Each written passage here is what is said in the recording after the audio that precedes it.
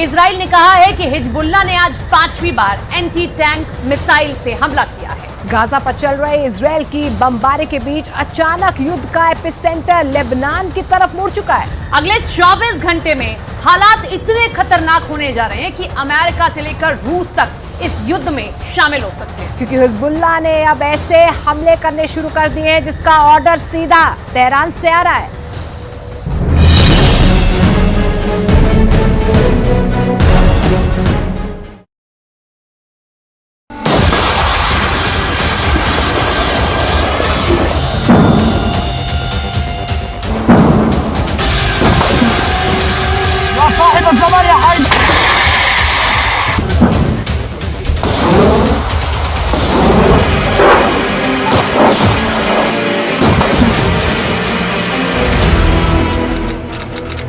पंद्रह अक्टूबर 2023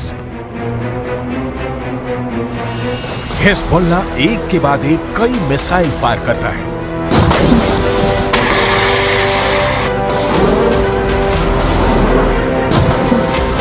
पहला हमला टावर उड़ गया। दूसरा हमला रेडार तबाह हो गया।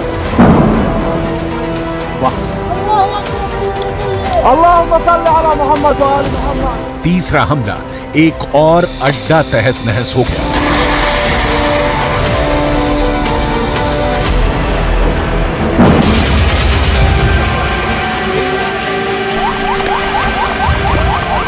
ये जगह है लेबनान और इजराइल के बॉर्डर पर शीबा फार्म्स का इलाका।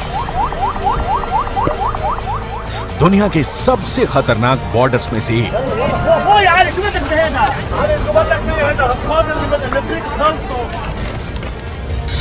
और यहां बने हैं इजराइल के 5 बहुत ही खतरनाक अड्डे। अड्डा नंबर 1, अड्डा नंबर 2, अड्डा नंबर 3, अड्डा नंबर 4, अड्डा नंबर 5। ये जगह गोलान की पहाड़ियों के उत्तर में है और यहाँ पहाड़ों की ऊंचाई 1500 मीटर तक है। नीचे लेबनान का इलाका और यहीं से अटैक लॉन्च किया गया। इस ग्राफिक से समझ सकते हैं इस इलाके की टोपोग्राफी, कौन कहां मौजूद है, कौन सा इलाका किसके पास है।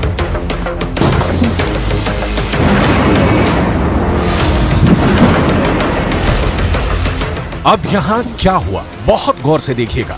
यहां लेबनान के इलाके में हिजबुल्लाह का पूरा कंट्रोल है और उसने निकाली 3 बहुत ही खतरनाक एंटी टैंक मिसाइल और मल्टी बैरल रॉकेट लॉन्चर। ये मिसाइल ईरान से सप्लाई की जाती रही है और ऐसी मिसाइलों का हिजबुल्लाह के पास बहुत बड़ा जखीरा है।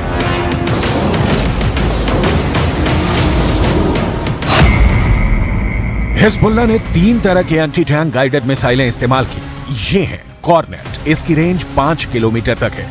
ये रूस की मिसाइल है, लेकिन अब ईरान इसका देसी वर्जन देह लाविया तैयार कर चुका है और ऐसी बहुत सी मिसाइल अब हिजबुल्लाह के पास है। दूसरी है BGM-71-2 anti tank guided missile, range है 3.5 किलोमीटर। यह अमेरिका में बनी मिसाइल है, लेकिन अब इसकी नकल ईरान तैयार कर रहा है और इसने हिजबुल्लाह को सप्लाई की है। तीसरी है 85 कॉनकोर्स, रेंज 4 किलोमीटर। यह भी रूस ने बनाई है और अब ईरान में ये तोसान नाम से तैयार की जा रही है। तीनों मिसाइल बहुत ही घातक हैं और जिस तरह से इन्होंने इजराइल के अड्डे उड़ाए हैं उससे ये बात साबित हो जाती है। हिजबुल्लाह का दावा है कि उसने ये हमला लेबनान में इजराइल के हमले के जवाब में किया। इजराइल के हमले में एक पत्रकार की मौत हुई है, जबकि कई घायल हुए हैं। इस वीडियो में देखा जा सकता है कि कुछ पत्रकार घायल हालत में हैं और पास ही एक गाड़ी जल रही है। इजराइल पर इस हमले का आरोप लगा है।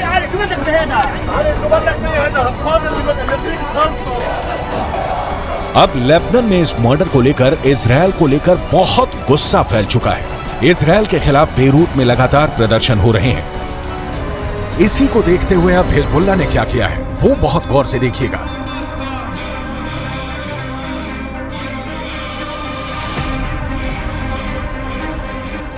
सबसे पहले इजराइल का अड्डा नंबर 1 शतुला इलाके में बने इस अड्डे पर हिजबुल्लाह ने किया पहला हमला। हिजबुल्लाह ने कॉर्नेट मिसाइल से अटैक किया जो सीधा जाकर इजराइल का एक टावर उड़ा देती है। हिजबुल्लाह की ये रेंज देखकर इजराइल के कैंप में खलबली सी मच गई, क्योंकि निशाना भी बिल्कुल सटीक लगा और टावर पूरी तरह से तबाह हो गया। इसके बाद टारगेट बना इजराइल का अड्डा नंबर 2, ये भी शतुला इलाके में है और यहाँ हिजबुल्लाह ने किया दूसरा हमला। इस बार हिजबुल्लाह ने BGM-71 टो एंटी टैंक गाइडेड मिसाइल का इस्तेमाल किया। अमेरिका में बनी यह मिसाइल इतनी सटीक है कि इसने ठीक रेडार स्टेशन को तबाह किया। ऐसा निशाना देखकर कोई भी दुश्मन डर जाएगा। इसके बाद टारगेट बना इजरायल का अड्डा नंबर 3। यह भी शतुला इलाके के करीब है और यहां हिजबुल्लाह ने किया तीसरा हमला। इस बार हिजबुल्लाह ने concourse anti tank guided missile fire की। रूस की यह वायर गाइडेड मिसाइल भी इजरायल के एक ठिकाने को खत्म कर देती है। इसके बाद चौथे और पांचवें अड्डे पर भी हिजबुल्लाह अपनी बाकी मिसाइलों और मल्टी बैरल रॉकेट लॉन्चर से हमला करता है और उनका भी वही हश्र होता है जो बाकी अड्डों का हुआ है। हिजबुल्लाह का दावा है कि इन हमलों में इजरायल को भारी नुकसान हुआ है और उसके कई सैनिक भी मारे गए हैं। צה"ל הגיב בירי והשמיד עמדות חיזבאללה ואת מקור האש. כמו כן, בוצע ירי למוצב צבאי, אין נפגעים, גם שם צה"ל הגיב באש לעבר מקורות הירי. समझ लीजिए कि इस वक्त इजरायल और लेबनान के बॉर्डर पर आग लगी हुई है और ये सब कब युद्ध को 10 गुना भड़का सकते हैं, इसके बारे में दुनिया में सिर्फ 4 लोग जानते हैं। पहले हैं इजरायल के प्रधानमंत्री बेंयामिन नेतन्याहू, दूसरे हैं ईरान के राष्ट्रपति इब्राहिम रईसी, तीसरे हैं अमेरिका के राष्ट्रपति जो बाइडेन और चौथे हैं यूरोप से लेकर अमेरिका तक सबको हिला देने वाले रूस के राष्ट्रपति व्लादिमीर पुतिन। लेकिन इस वक्त सबसे ज्यादा एक्टिव ईरान है। ईरान के विदेश मंत्री हुसैन अमीर अब्दुल्लाहियां ने कहा है कि अगर इजरायल ने गाजा पर बमबारी नहीं रोकी तो हिजबुल्लाह ने ऐसी तैयारी की हुई है कि इजरायल में जलजला आ जाएगा। در اسرائیل علیه شهروندان و غیر نظامیان در غزه فوراً متوقف شود.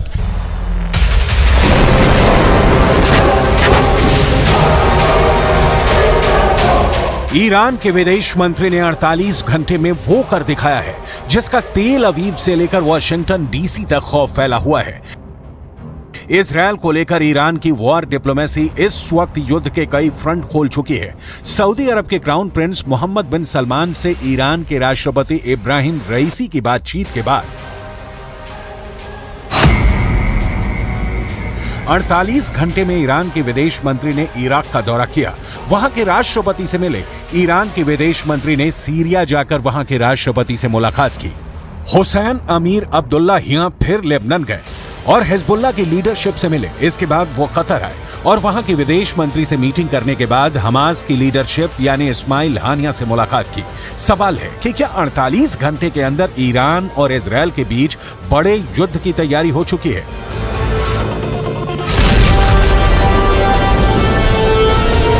इजरायल ने भी लेबनान बॉर्डर पर हमले का वीडियो जारी करके बताया है कि वो हिजबुल्लाह को छोड़ेगा नहीं।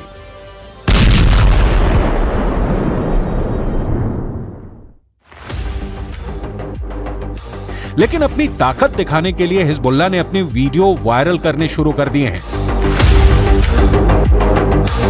हिजबुल्लाह के इस वीडियो में बताया जा रहा है कि वो इजरायल पर हमले के लिए तैयार है।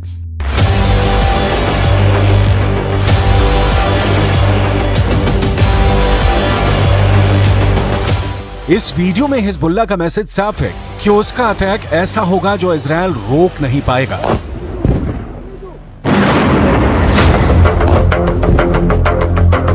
इस वीडियो में हिजबुल्लाह का मिलिशिया कमांडो ऑपरेशन की तरफ इशारा कर रहा है।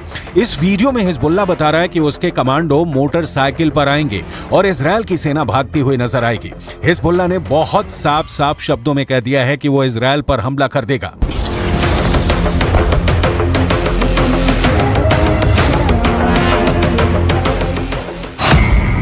अगर इजरायल की सेना फिलिस्तीन के गाजा में घुसी तो वो उत्तरी सीमा की तरफ से इजरायल पर चढ़ाई कर देगा। इजरायल और लेबनान के बीच करीब 130 किलोमीटर लंबा बॉर्डर है और यहाँ संयुक्त राष्ट्र की शांति सेना तैनात रही है। इसमें भारत की फौज भी शामिल है। इस वक्त इजरायल को गाजा से ज्यादा इस बॉर्डर की टेंशन है, क्योंकि अगर इजरायल गाजा में घुसा तो हिजबुल्लाह उत्तर की तरफ से इजरायल पर हमला बोल देगा। Fired an anti-tank missile towards Israeli troops. There was a short battle and the situation eventually calmed down. Afterwards, Hezbollah sent drones into Israel and also fired surface-to-air missiles against an Israeli aircraft. All of those two attempts were successfully intercepted by the IDF, but the situation on the northern border remains very tense, and we are monitoring the activities of Hezbollah very closely with additional enhanced capabilities in the north, prepared for any eventuality that may happen.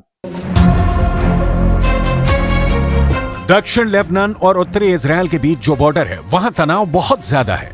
यहां अफरा तफरी के बीच खामोशी है जो तूफान से पहले देखी जाती है। इसलिए यहां के लोगों को भी पता है कि बहुत जल्दी युद्ध का एपीसेंटर गाजा से निकलकर लेबनान तक पहुंच सकता है। यहां तैनात संयुक्त राष्ट्र की सेनाएं भी अलर्ट मोड पर हैं। लगातार पेट्रोलिंग हो रही है। इजराइल की सेना ने अपना गोला बारूद तैयार रखा हुआ है।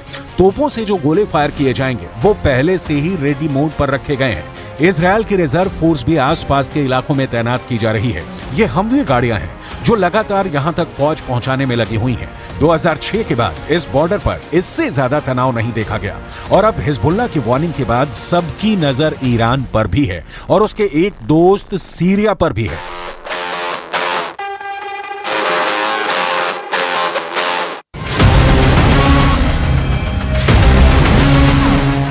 इजराइल के गोलान की पहाड़ियों पर भी टैंक पहुंचा दिए गए हैं। ये जगह सीरिया का हिस्सा था, लेकिन 1967 में युद्ध के बाद इजराइल ने सीरिया के इस हिस्से को अपने में मिला लिया और तभी से यह इलाका इजराइल के कंट्रोल में है। देखा जाए तो इस वक्त पूरे पश्चिम एशिया में युद्ध की चिंगारी पहुंच चुकी है। इजराइल से लेकर गाजा और गाजा से निकली ये आग अब लेबनान पहुंच चुकी है। चिंगारी सीरिया और ईरान में भी नजर आ रही है।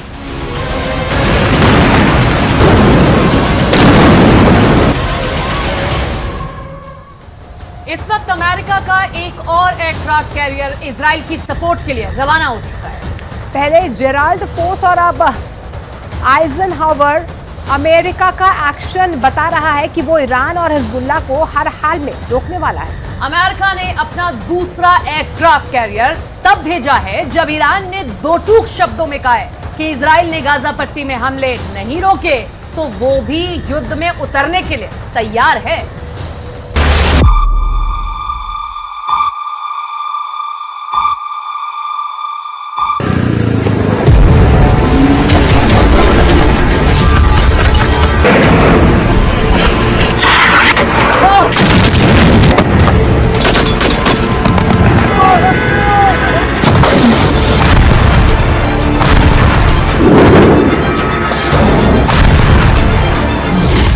इजराइल का इरादा बिल्कुल क्लियर है, हमास के हर आतंकी का नाश।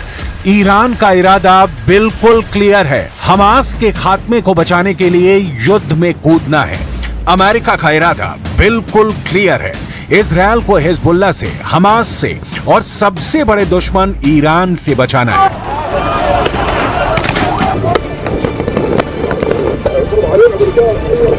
मामला फंस गया है। इजराइल फिलिस्तीन युद्ध का फंदा अब ईरान और अमेरिका के गले में भी फंसता जा रहा है। अमेरिका ने अपना एक और एयरक्राफ्ट कैरियर भूमध्य सागर में उतार दिया है। आइजनहावर अमेरिका का दूसरा एयरक्राफ्ट कैरियर है जो भूमध्य सागर पहुंचने वाला है। इस एयरक्राफ्ट कैरियर की डिटेल जानकर आप चौंक जाएंगे कि यह किस कदर का शक्तिशाली है।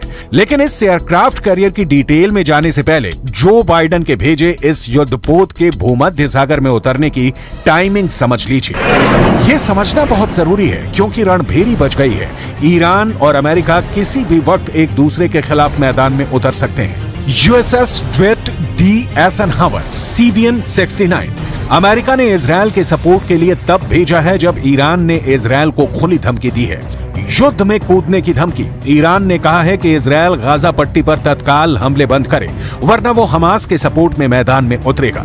بر اساس درکم از واقعیت مقاومت به جنایتکاران جنگی و حامیان آنها در منطقه هشدار می‌دهم که تا دیر نشده جنایات جنگی رژیم کودککش جعلی در اسرائیل علیه شهروندان و غیر نظامیان در غزه فوراً متوقف شود. شاید ساعات دیگر خیلی دیر باشد.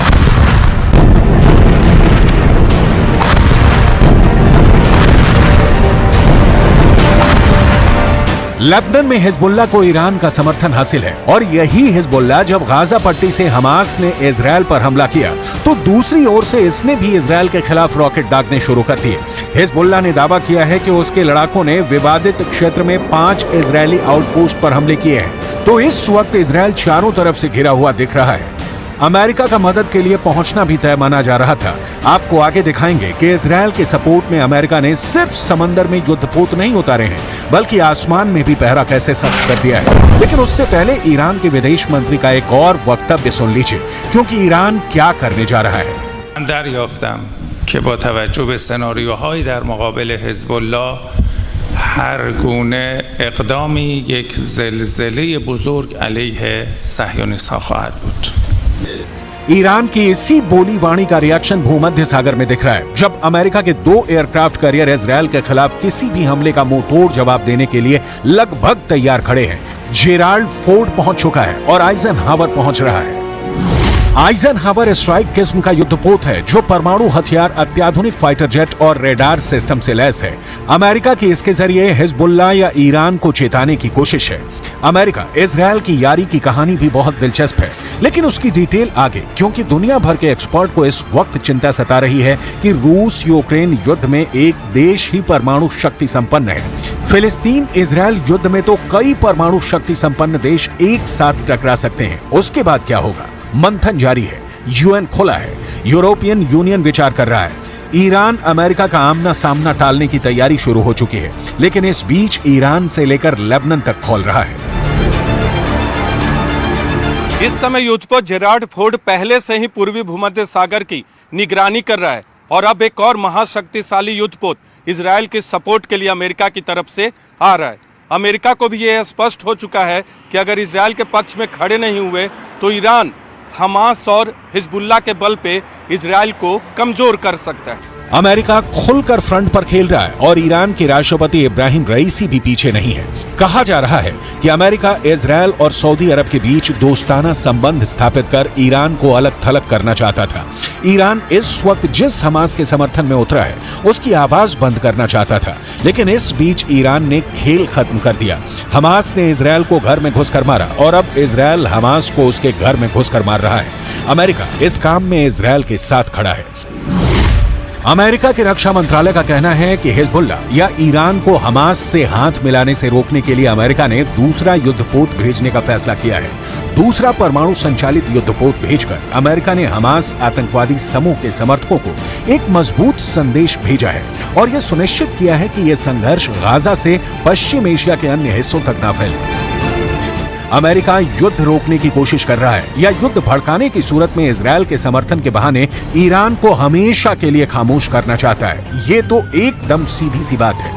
जो 2 एयरक्राफ्ट कैरियर अमेरिका ने इजराइल भेजे हैं, भूमध्य सागर में उनकी तैनाती युद्ध वाली कहानी ही बयां करती है। अब हम आपको बताते हैं, जिनमें से एक आइजनहावर एयरक्राफ्ट कैरियर परमाणु ऊर्जा से ये लैस है, मतलब यूएसएस आइजनहावर परमाणु ऊर्जा से लैस है, 3D रडार से लैस इसकी जंगी जहाज में टारगेट को इंटरसेप्ट करके नष्ट करने की क्षमता रखता है। इसकी ऊंचाई है 244 फीट यानी 74 मीटर। इसकी रफ्तार 56 किलोमीटर प्रति घंटा है। आइजनहावर पर एडवांस फाइटर तैनात हैं। इस पर 56 फाइटर जेट और हेलीकॉप्टर तैनात किए जा सकते हैं। ये इसकी क्षमता है। इसी के साथ में ये वही वॉरशिप है जिसने खाड़ी युद्ध में अहम भूमिका निभाई थी। आइजनहावर में 1977 से अमेरिका नौसेना में है, तो आप समझ गए होंगे कि कितना महत्वपूर्ण है ये एयरक्राफ्ट कैरियर जो अमेरिका की ओर से भेजा गया है।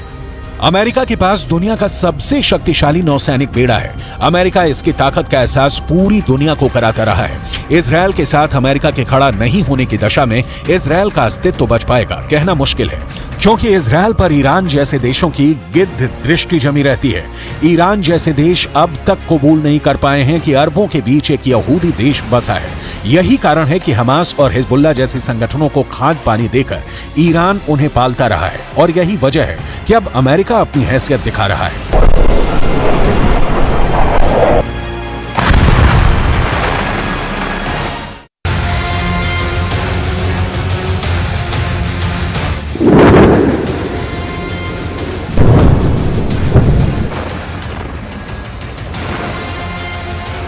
एयरक्राफ्ट कैरियर आइजनहावर के पहले अमेरिका ने जेराल्ड फोर्ड को भूमध्य सागर में उतारा। इसके बारे में हम आपको बताते हैं।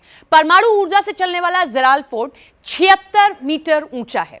इस तरह इसकी ऊंचाई दिल्ली के कुतुब मीनार की 73 मीटर से ऊंचाई से भी ज्यादा है। अब आप अंदाजा लगाइए कितना ऊंचा ये रहा है। इसकी क्षमता 1 लाख टन से भी ज्यादा बताई जाती है। इस पर एक साथ 70 फाइटर जेट ले जाने में ये सक्षम है। इसकी रफ्तार है 56 किलोमीटर प्रति घंटा। इसे चलाने के लिए 4500 नौसैनिक तैनात कर दिए गए हैं।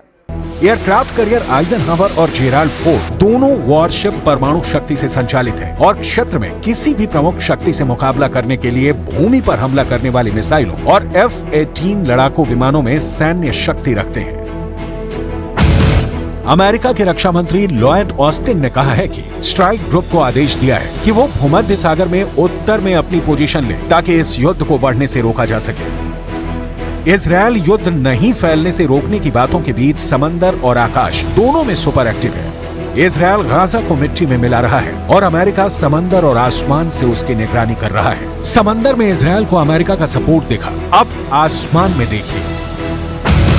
यूएस एयरफोर्स सेंट्रल ने मध्य पूर्व क्षेत्र में F-15E लड़ाकू जेट और A-10 ग्राउंड अटैक जेट की तैनाती की घोषणा की है। यूएस सेंट्रल कमांड के एक सोशल मीडिया पोस्ट में कहा गया है कि A-10 इस क्षेत्र में पहले से मौजूद विमान के एक अन्य स्क्वाड्रन में शामिल होगा। अमेरिकी वायुसेना ने क्षेत्र में F-15, F-16 और A-10 लड़ाकू विमानों के स्क्वाड्रन की तैनाती की घोषणा की थी। अमेरिकी बल की स्थिति में वृद्धि इजरायल की सुरक्षा के लिए संयुक्त राज्य अमेरिका की दृढ़ प्रतिबद्धता और इस युद्ध को बढ़ाने की कोशिश करने वाले किसी भी राज्य या गैर राज्य को रोकने के हमारे संकल्प का संकेत है। इजरायल कहां जाकर रुकेगा और अमेरिका ईरान या हिजबुल्लाह को कब तक रोक पाने में कामयाब होगा, इस पर फिलहाल मंथन ही किया जा सकता है, क्योंकि कम से कम अभी तो कोई पक्ष रोकने वाला नहीं दिख रहा है। ईरान और अमेरिका के हित इजराइल और फिलिस्तीन के मुद्दे पर आकर अटक गया है। अमेरिका के प्रतिबंध से बौखलाया ईरान चाहता है कि वो अमेरिका को अपनी ताकत का एहसास कराए, जिसके पास परमाणु बम भी है और बेहतरीन ड्रोन भी। ईरान को यह भी लगता है कि अगर वो इस युद्ध में कूदता है तो अरब देशों के अलावा चीन और रूस भी उसका साथ देंगे।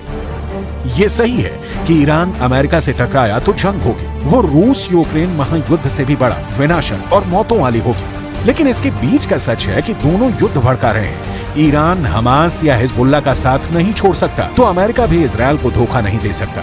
अभी उसके 2 युद्धपोत ही समंदर में उतरे हैं। जरूरत पड़ी तो अमेरिका भूमध्य सागर को अपनी नौसैनिक शक्ति से मत देगा, लेकिन समस्या ये है कि ईरान अपना परमाणु बम लेकर सिर्फ इतराता रहेगा, या इजरायल के अंत के लिए ईरान के राष्ट्रपति इब्राहिम रईसी भी कोई बड़ा फैसला ले सकते हैं। गाजा में इजरायल की बमबारी से करीब 2500 लोग मारे जा चुके हैं। इनमें करीब 800 तो बच्चे हैं। अब सवाल है कि जब इस बमबारी को लेकर ईरान और इजरायल एक दूसरे के खिलाफ युद्ध के लिए तैयार हैं, तो अमेरिका की क्या भूमिका है? देखिए, अमेरिका भी अपना समुद्री बेड़ा लेकर भूमध्य सागर में पहुंच चुका है। तो व्लादिमीर पुतिन क्या कर रहे हैं, ये भी आपको बताएंगे। या फिर चीन ने कौन सा कदम उठाया है जो इजरायल को पीछे हटने पर मजबूर कर सकता है?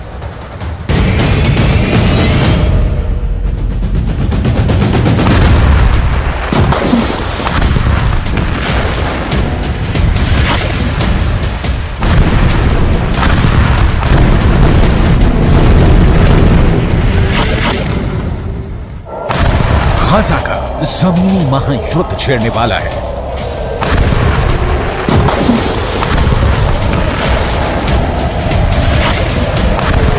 करीब 350 वर्ग किलोमीटर लंबी पट्टी अब खूनी पट्टी बनने वाली है।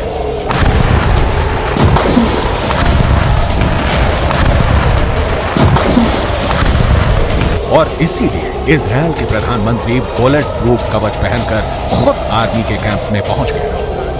नेतन्याहू इजरायल के सैनिकों से मिले, कमांडर से मिले और उनसे कहा कि युद्ध की तैयारी पूरी कर लो, महासमर का वक्त आ गया है। अब अगले चरण में गाजा पट्टी के अंदर घुसकर हमास को चुन चुन कर मारने की बारी आ गई है।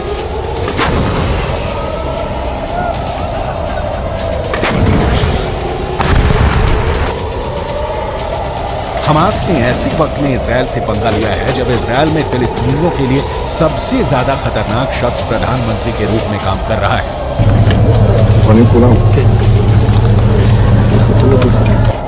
और यही इस वक्त नजर भी आ रहा है। फिलिस्तीन और अरब देशों के अखबार गाजा पट्टी की जो खबरें छाप रहे हैं उसके मुताबिक अब तक गाजा पट्टी के अंदर करीब 2500 से ज्यादा लोग मर चुके हैं। गाजा पट्टी के अंदर अब तक 700 से ज्यादा बच्चे मर चुके हैं। 450 से ज्यादा महिलाएं मर चुकी हैं। कई अरबी भाषा के अखबार दावा कर रहे हैं कि जितने लोग भी गाजा पट्टी के अंदर मारे जा रहे हैं उनमें से 66% महिलाएं और बच्चे हैं।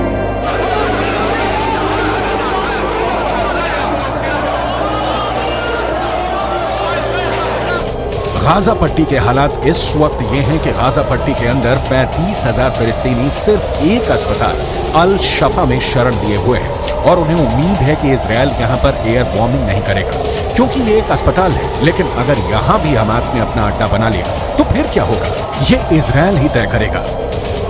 फिलहाल यूक्रेन को बमबारी करके और मिसाइलों पर मिसाइलें बरसाकर लहूलुहान करने वाले पुतिन गाजा पट्टी के दर्द से तड़प रहे हैं। 7 अक्टूबर को जब इजराइल पर हमास ने आतंकवादी हमला किया था, करीब 48 घंटे तक पुतिन चुप्पी साधे रहे। उनका कोई बयान सामने नहीं आया। लेकिन हमले के 2 दिन बाद पुतिन ने बेहद रणनीतिक हमला करते हुए अमेरिका पर यह निशाना साधा कि अमेरिका की मिडिल ईस्ट पॉलिसी फेल हो गई है। К сожалению, мы видим резкое обострение ситуации на Ближнем Востоке. Я думаю, что многие согласятся со мной в том, что это яркий пример провала на политике Соединенных Штатов на Ближнем Востоке, которые пытались монополизировать урегулирование, но, к сожалению, не были озабочены поиском компромиссов, приемлемых для обеих сторон, а наоборот, выдвигая свои собственные представления о том, как это должно быть сделано, оказывали давление на обе стороны, именно на обе, то на одну, то на другую. इजराइल और हमास के इस युद्ध में एक बड़ा सीक्रेट किरदार रूस का भी है। इजराइल और हमास के इस युद्ध से रूस को फायदा ही हुआ है। एक तरफ सऊदी अरब और इजराइल के बीच समझौता खटाई में पड़ गया है, तो दूसरी तरफ अरब के इस्लामिक देशों में अमेरिका के खिलाफ नफरत भड़क उठी है। लेबनान में हजारों लोग सड़कों पर उतरकर इजराइल के खिलाफ नारे लगा रहे हैं। जॉर्डन में 70,000 लोग अमान में उस वक्त सड़कों पर उतर आए जब अमेरिका के विदेश मंत्री एंटनी ब्लिंकन जॉर्डन में ही मौजूद थे। इसी तरह तुर्की में भी जमकर विरोध प्रदर्शन हुए हैं। इजिप्ट में भी ये आग सुलगी हुई है और इसीलिए अमेरिका के विदेश मंत्री को मेहनत करनी पड़ रही है। मिडिल ईस्ट में भागा दौड़ी करनी पड़ रही है।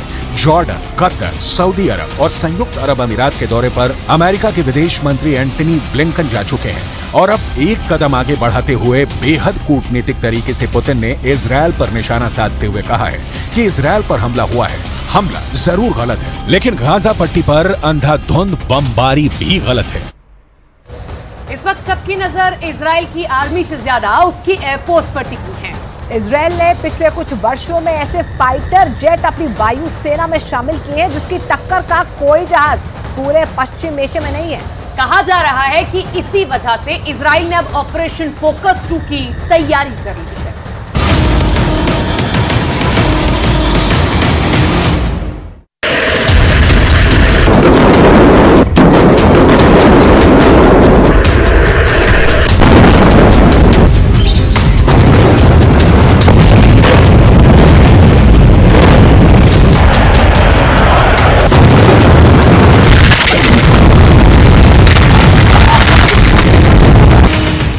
घंटे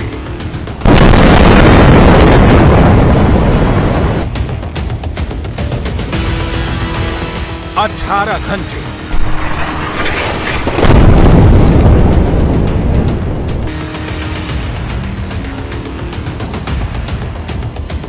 24 घंटे 36 घंटे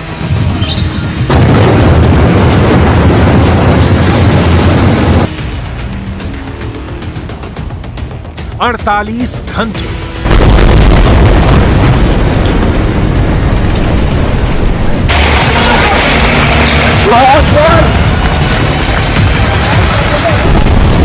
'इजराइल ने गाजा को कितने घंटे में फतह करने का प्लान तैयार किया है, इजरायल के मुताबिक अगले 48 घंटे हमास पर बहुत भारी है, क्योंकि हमास का सर्वनाश करने के लिए इजरायल ने अपने शक्तिशाली लड़ाकू विमानों को जंग में उतार दिया है।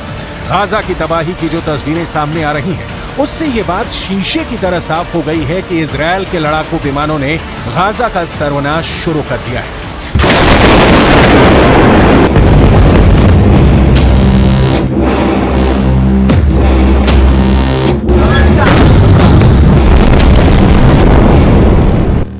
हमास का सर्वनाश, वीडियो नंबर 1।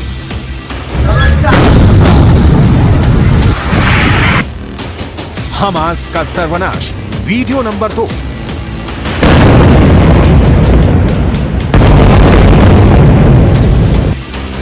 हमास का सर्वनाश, वीडियो नंबर 3। हमास का सर्वनाश, वीडियो नंबर 4।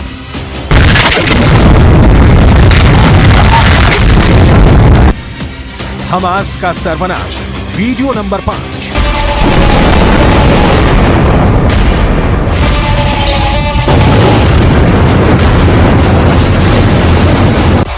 ये 5 वीडियो तो बस बानगी है। इजरायल के लड़ाकू विमान लगातार गाजा पर कहर बरपा रहे हैं। हमास से इंतकाम के लिए इजरायल ने अपने ताकतवर लड़ाकू विमानों को जंग में उतार दिया है। हमास के लड़ाकों को ढेर करने के लिए इजरायल के फाइटर जेट पूरी तरह एक्शन मोड में है। इजरायल के एयर स्ट्राइक से गाजा का बुरा हाल है। इजरायल के लड़ाकू विमान अपनी पूरी ताकत से हमास पर बड़े बड़े हमले कर रहे हैं। हमलों से कई मंजिलों की इमारतें ताश के पत्तों की तरह बिखर रही हैं। ऊंची ऊंची इमारतों के मलबे में बदलने में देर नहीं लग रहा।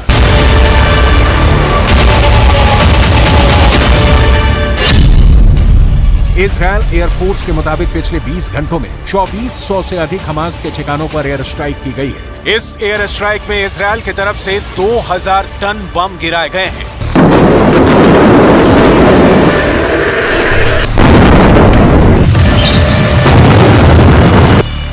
वैसे तो इजरायल के एयरफोर्स के पास जंगी हवाई जहाजों का बहुत बड़ा बेड़ा है, लेकिन उसका सबसे शक्तिशाली लड़ाकू विमान F-16IS है, जो F-16 का इजरायली मॉडल है। इजरायल की वायुसेना 2000 से ही इन लड़ाकू विमानों का इस्तेमाल कर रही है। इन 23 वर्षों में इजरायल के पायलट को F-16 से दुश्मन देश को मलबे में बदलने की महारत हासिल कर ली है। F-16 की गिनती दुनिया के सबसे सुरक्षित और भरोसेमंद लड़ाकू विमानों में होती है। दावा किया जाता है कि अमेरिका में बना F-16 लड़ाकू विमान अगर अपने पर आ जाए तो किसी भी लड़ाई का रुख मोड़ सकता है। F-16 के इजरायली मॉडल में इजराइल के दुश्मनों को ध्यान रखकर कुछ खास बदलाव किए गए हैं, वो हम आपको बताते हैं। इसकी रफ्तार है 2414 किलोमीटर प्रति घंटा। आप अंदाजा लगाइए कितनी तेज है। और इसके साथ ही इसकी रेंज है 4220 किलोमीटर, यानी एक उड़ान से ये इतनी दूर जाकर हमला कर सकता है। यानी 4220 किलोमीटर रेंज में ये दुश्मन का सफाया कर सकता है। F-16 एडवांस हथियारों से लैस लड़ाकू विमान है। इजराइल के एयरफोर्स ने इसमें हवा से हवा में मार करने वाली मिसाइलें लगाई हैं। साथ ही साथ इसमें हवा से जमीन में मार करने वाली मिसाइलों से लैस भी इसे रखा है। ये खूबियां इसकी आपके सामने हैं। F-16 सिंगल इंजन वाला मल्टी रोल लड़ाकू विमान माना जाता है, यानी ये किसी भी तरह के ऑपरेशन को अंजाम देने में सक्षम होता है। इजराइल का ये लड़ाकू विमान 50,000 फीट तक की ऊंचाई पर जाने के लिए सक्षम है।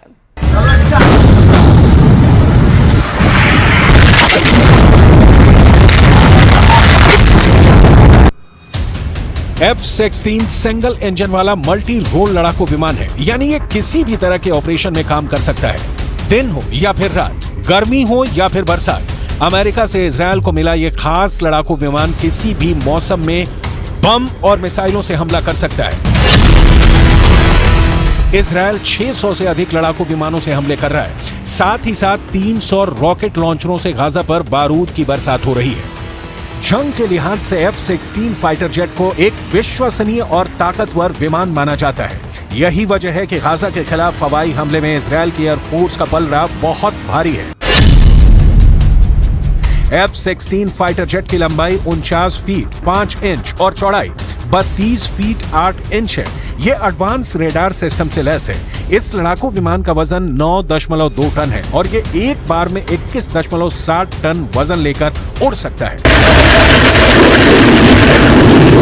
ऐसा पहली बार नहीं है जब इजरायल के लड़ाकू विमानों ने रणभूमि में अपनी ताकत दिखाई है। इससे भी पहले दुनिया इजरायल के लड़ाकू विमानों का लोहा मान चुकी है। 1956 से लेकर अभी तक कैसे इजरायल के लड़ाकू विमानों ने अपना युद्ध कौशल दिखाया है, इसे आगे बताएंगे भी और दिखाएंगे भी। लेकिन उससे पहले अभी इजरायल के एयरफोर्स के सामने कितनी बड़ी चुनौती है, इसे समझना जरूरी है।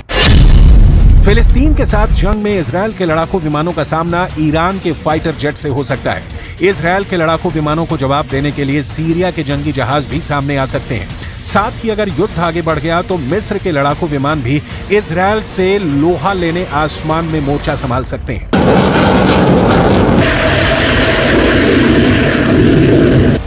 कहते हैं लड़ाकू विमान किसी भी युद्ध का रुख बदल देते हैं। अगर फाइटर जेट बारूद बरसाना शुरू कर दे तो दुश्मन देश के लिए सबसे बड़े सिरदर्द साबित होते हैं। युद्ध की भाषा में कहा भी जाता है कि चाहे जंग का तरीका कितना भी क्यों न बदल जाए, युद्ध में बढ़त लेने के लिए लड़ाकू विमान सबसे कारगर साबित होते हैं। इजरायल के पास कुल 601 लड़ाकू विमान है, जिसमें सबसे अधिक 175 F-16 फाइटिंग फाल्कन लड़ाकू विमान है। इसके अलावा 84 F-15 ईगल विमान है, 25 F-15 स्ट्राइक ईगल लड़ाकू विमान है। इसके साथ ही इजरायल के एयरफोर्स के पास F-35 लाइटनिंग लड़ाकू विमानों की तादाद 39 है। इसके अलावा 75 नए F-35 लाइटनिंग विमानों का इजरायल ने ऑर्डर दे रखा है।